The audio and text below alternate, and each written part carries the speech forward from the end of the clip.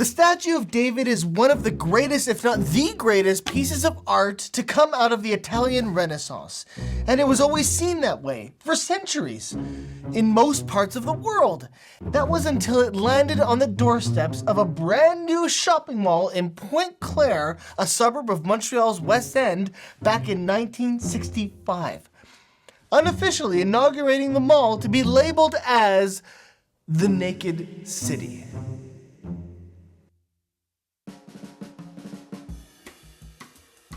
So after watching nearly a year of construction, which is still pretty good for today's standards, Fairview Shopping Center opened its doors in mid-August of 1965 in Montreal's West Island city of Pointe.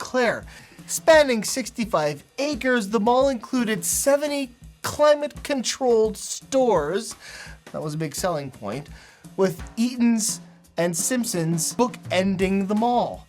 And excitement was definitely in the air. Remember, this was a time in the West Island's history when there was still a ton of farmland surrounding this modern marvel of consumerism. Pointe-Claire's mayor at the time, Art Séguin, described the center as a proposed duplicate of a section of Montreal's Great St. Catherine Street.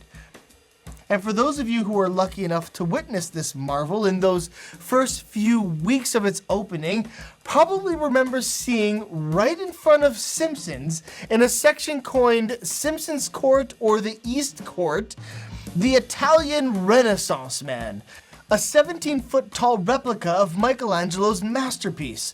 The statue was owned by Simpsons. Their management were the ones who purchased the replica from a company out of New York, costing a slim $10,000 because, well, David actually wasn't alone.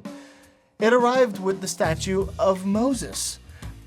But Moses did not become a problem because Moses was dressed. David was not. And thus it's expected that nude David would not fare well with some of Fairview's patrons. Housewives were taking to the newspapers, the radio, they were writing letters, they were making phone calls to Simpsons management, enraged at David's natural display. They were quoted saying, "The statue is obscene, offensive, disgusting, and morally bad for our children." Another report quoted them saying that it was not what they wanted to be faced with while concentrating on their grocery lists. This all may seem like small potatoes, especially in such a cute, small little Canadian suburban community, but it wasn't. This story ended up going national. The Albertan from Alberta said in an article titled "No Nudes is Good Nudes," "The trouble is culture, and the form of culture? Nudity."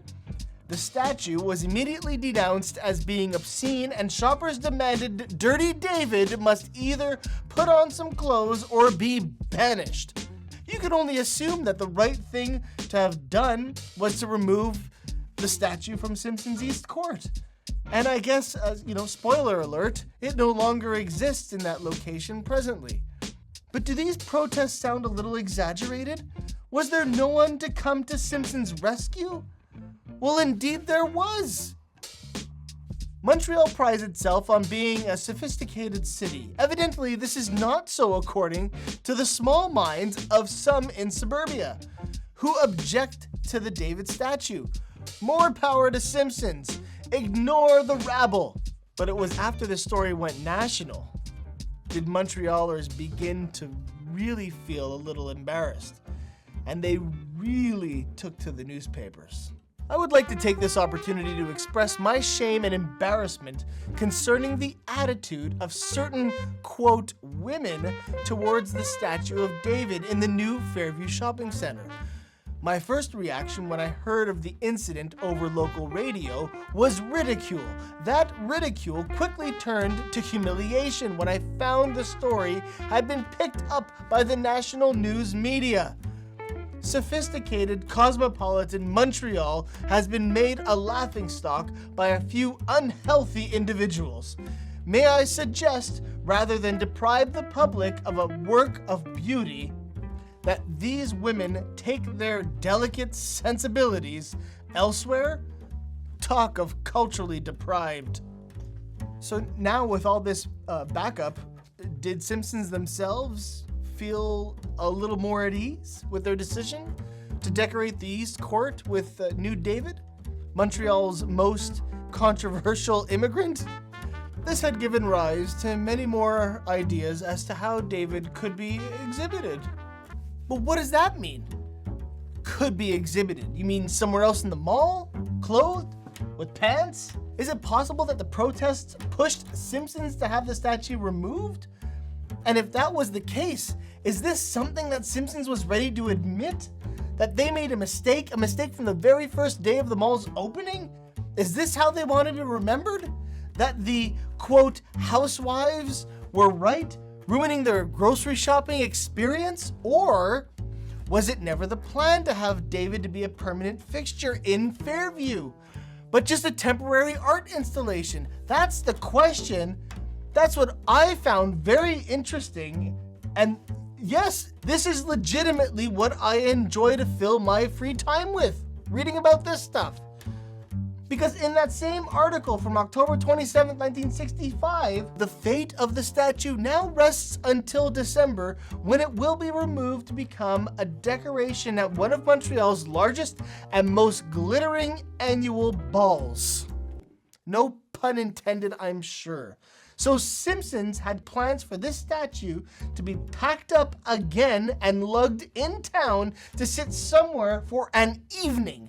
Nude David, which I have now decided he's going to be called, had barely had residence in Fairview, Pointe for more than 2 months by this point. Well, here's the thing. The statue never made it back to Fairview. That was it. I guess it was pushed out, just like it was said here on October 26th. It had been removed by Simpsons after outraged customers screamed their protests at the Pointe shopping center. Again, was Simpsons ready to admit this? I don't think so, because they chimed back by officially saying, "It was never our intention to place these statues in their present position for more than a few weeks." Statues because that one of Moses went to Saint Joachim in Pointe Village, and David eventually found its way to Loyola campus's library. So is this simply backpedaling? Even the Albertan, our friends in Alberta, were confused. Simpson says they planned all along to remove him at the end of November, but the sales promotion manager of Simpsons admitted, "We don't know where he'll go." What? He's going to the ball. Something was a little fishy, but nevertheless, that was it. From mid-August till December 6, 1965, if you were fortunate enough to make your way to Fairview Shopping Center, I have no doubt in my mind that you saw Nude David, but I'll guess that you had no idea that it was only there for a couple of months. David was gone from Fairview, but not forgotten, being brought up once again 20 years later by Pointe Claire's mayor, Malcolm Knox, where he kind of stood up for Simpson's efforts, saying, "You know, if he were here now, he wouldn't get more than a casual glance from most people."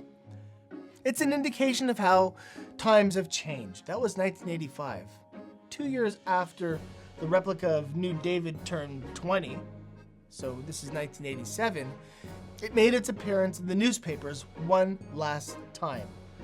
Unfortunately, not the appearance you're expecting.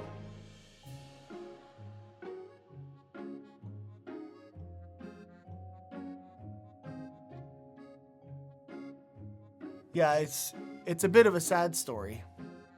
Someone should check up on Moses, I guess, at this point. So now I leave it in your very capable hands. Nearly 60 years have passed, and I'd love to know what you think. Did Simpsons cave under the pressure of all the bad press it was getting in the newspapers? Or did they just decide to let the public know that it was never a permanent art installation 2 months after Fairview opened? And as a bonus question, would you be desensitized from this kind of art expression today in the 2020s? Let me know. comment down below, because that's it for me. And until next time, friends, arrivederci. And there you have it, 10 minutes or so of, I guess, a story that I pieced together from a dozen or so articles that I found about this one particular incident that only lasted 2 months. If you like what you're watching and you like this channel and you like the kind of content that I do, then I would very much appreciate you clicking a link below in the description. If you're on Facebook, I'll put it in the link in Facebook. There's a PayPal link if you want to make a donation to help contribute to Endangered Stories so that I can continue to pump out more and more and more of these bizarre little stories from our cute little town, our cute little suburb, the West Island, and then maybe, hopefully, expand out of the West Island into Lachine. So thank you very much. The link is below. Anything and everything counts. More stuff is coming up. More opportunities to help and support the channel are coming up in the coming weeks and the coming months. Thank you, and I'll see you very soon.